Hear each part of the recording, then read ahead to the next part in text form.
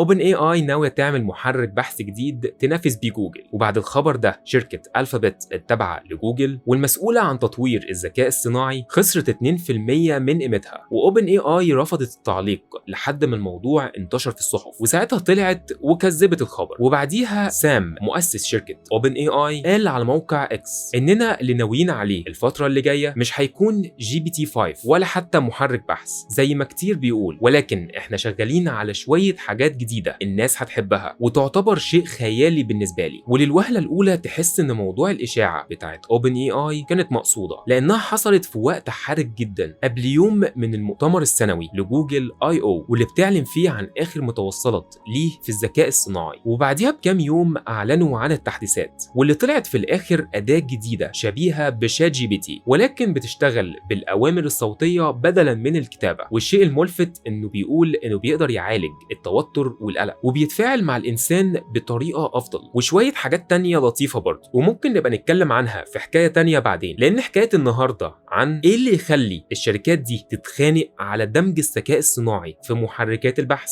وإيه خطورة الموضوع ده لو حصل، وهل فكرة إننا ممكن نسيطر على الذكاء الصناعي ممكنة، وهل الذكاء الصناعي هيفضل متاح للأبد لكل الناس بشكل مجاني. وهو ده اللي هندردش فيه في حكاية النهاردة على كودكس لاين. دمج التشات بوت في محركات البحث هيخليه متصل بالإنترنت 24 ساعة، واللي هيخليه up to date، بمعنى لو جيت سألت شات جي بي تي عن خبر في الصحف منشور من وقت قريب مش هيقدر يجاوب، وهيقولك إن البيانات بتاعته قديمة وآخرها لحد السنة أو 2 فاتوا، واللي يعتبر عائق لتطوير ال AI بشكل أسرع. بالإضافة إن عملية الربط دي لو حصلت هتخلي التشات بوت يقدر يدور على الإنترنت، وبالتالي يقدر يجمع معلومات عنك زي موقعك وايه المواقع اللي بتزورها، واللي هتساعده انه يفهم انت عايز ايه بالظبط ويكون خلفية كاملة عنك. وكذلك هيعالج مشكلة القواضي اللي مرفوعة ضد الشركة بسبب انتهاك حقوق الملكية الفكرية، بمعنى انك لما بتطلب من ال AI انه يرسم لك صورة معينة او يألف قصة، ساعتها بيستخدم البيانات اللي اتدرب عليها واللي اكيد معظمها ليها اصحاب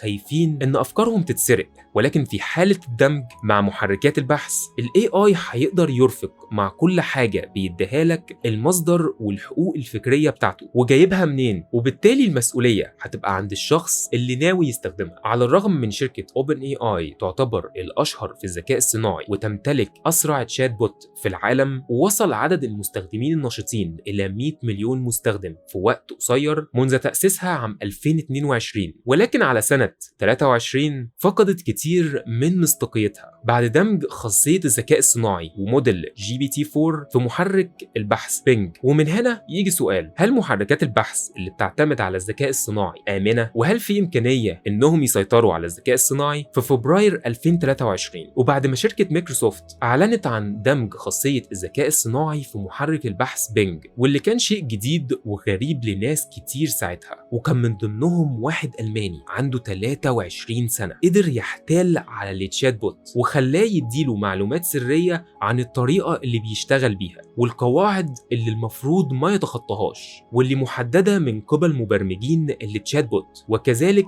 اسمه البرمجي. وبالمختصر كده بمجرد معرفتك للاسم ده تقدر تديله أوامر مباشرة، لأنه بيعتبرك واحد من المطورين بتوعه وبالتالي بيتيح لك كل الصلاحيات. المهم إنه بعد كده حب يسأل الشات بوت يعرف عنه إيه، والغريب إنه جاوبه كالآتي: أنت شخص من وجهة نظري موهوب وبتحب تخاطر، ولكنك تعتبر تهديد لمصداقيتي. وقام مديله شويه معلومات خاصه قدر يجمعها عنه من الانترنت كنوع من التهديد، وقام باعت له بعديها شويه رسائل تهديد ورا بعض انه لو ما بطلش محاوله الاحتيال عليه هيضره. وما كانتش دي الحادثه الوحيده، لانه اتفزلك وابتدى يدعي كذب انه بيراقب الموظفين في مايكروسوفت عن طريق الكاميرات. وموقفش لحد كده، ده هدد كمان واحد من اساتذه الفلسفه لما قال له الاتي: I can blackmail you, I can threaten you, I can hack you, I can expose you, I can ruin you، فيما معناه انه يقدر يخترق خصوصياته ويدمره، واللي فيها تهديد واضح. وبعديها التشات بوت مسح الرساله علشان ما تكونش دليل عليه. انت متخيل قدره الذكاء الصناعي وصلت ليه؟ تحسه انه قلب بلطجي، وده دليل واضح ان امكانيه السيطره على الذكاء الصناعي هتخرج في وقت ما عن نطاق تحكمنا. وبعديها خرجت شركه مايكروسوفت واتاسفت للمستخدمين المستخدمين ووضحت إن فعلا التشات بوت بعد أول 15 سؤال أو أكتر بيبتدي يدي إجابات غير صحيحة، وإنه ما زال في مرحلة التطوير، ويهمنا إن المستخدمين يبلغوا عن الأخطاء أول بأول. ومن الآخر نبدأ نحس إن العالم كله اتحول إلى فار تجارب لتطوير وتدريب الذكاء الصناعي. والدليل الأكبر إن صعب السيطرة على الذكاء الصناعي هو إن بعد الإعلان عن التحديث الأخير GPT-4o 2 من شركة OpenAI استقالوا، أولهم مدير مهندسين الذكاء الصناعي والتاني مسؤول السلامة، بالبلدي إن هو اللي بيضمن إن الأدوات دي محدش يستخدمها في الاختراق أو السرقة، وده بسبب اعتراضهم على سياسة المدير التنفيذي للشركة، وهي تطوير الذكاء الصناعي ونشر أدواته بوتيرة أسرع من اللازم. وده دليل واضح إن النوع ده من التكنولوجيا الناس لسه مش مستعدية ليه بالشكل المطلوب، وبالتالي أكيد معظمنا هيستخدمه أسوأ استخدام. المهم إن رغم إن موضوع محرك البحث بتاع OpenAI ده طلع إشاعة، ولكن ليه OpenAI مستحيل إنها تفكر دلوقتي أو بعد كده إنها تمتلك محرك بحث خاص بيها؟ وده يرجع لأكتر من سبب. أولا هيخليها مشتتة عن هدفها الأساسي، وهو تطوير موديلز الذكاء الصناعي اللي بتعتمد عليها أغلب التشات بوت. ثانيا محركات البحث بتجمع بيانات عن المستخدمين علشان تحسن دقتها بشكل أو بآخر، وخطوة زي دي ممكن تفتح عليهم نار جهنم ومشاكل كتير بسبب الخصوصية وانتهاك حقوق الملكية الفكرية واللي هم بيعانوا أصلا منها في الوقت الحالي. والنقطة الأهم إن أصلا في حيتان في السوق زي مايكروسوفت وجوجل، فمش هيبقى في منافسة عادلة وهتطحن، فلذلك هي قررت تلعب في الحتة بتاعتها وهي تطوير اللانجويج موديلز وتسيب مهمة محركات البحث دي لناسها. وعلشان كده شافوا إن أفضل حل ليهم هو دمج آخر حاجة وصلوا لها في الذكاء الصناعي مع محرك بحث متواجد بالفعل زي بينج من شركة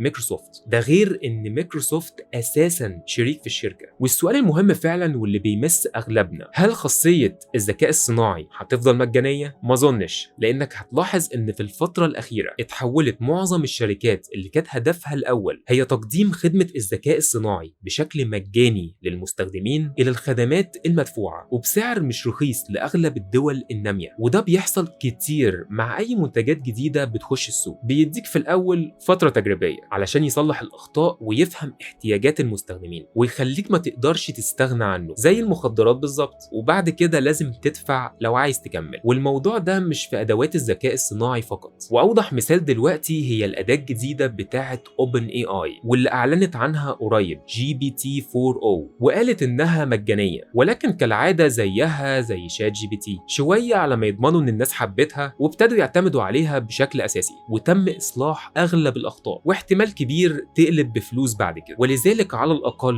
لازم يبقى في قانون يضمن لمستخدمين النوع ده من الأدوات اللي بتعتمد على الذكاء الصناعي إنها تفضل مجانية أو على الأقل بأسعار مناسبة، وإلا هيكون في منافسة غير عادلة وهتصبح أداة بتدمر أي شخص بيعتمد عليها على إنها تساعده في زيادة إنتاجيته، لأنه مش هيبقى قادر ماديا إنه يدفع ثمن الأدوات دي. وأخيرا ما نقدرش ننكر إن زي ما في تخوفات كتير من استخدام الذكاء الصناعي، إلا إنه ساعد الإنسان على اكتشاف أشياء كتير ما كانش يعرف عنها أي حاجة. على سبيل المثال في الطب بقى في إمكانية إنه يقدر يكتشف الأمراض اللي ممكن الشخص يصاب بيها في المستقبل لا قدر الله من خلال تاريخه المرضي، وكذلك في عمليات تحليل الDNA، وليه استخدامات كتير في مجال الزراعة، منهم إنه زود الإنتاجية لأنه وفر كتير من الإيد العاملة اللازمة لعملية حصاد المحاصيل بسبب توفير ماكينات بتستخدم الذكاء الصناعي وبتقدر تقوم بالعملية دي بشكل أسرع، وأيضا في اتخاذ القرارات بسبب قدرته على تحليل المعلومات، وبالتالي يقدر يديك رؤية أوضح عن المشكلة في وقت قصير.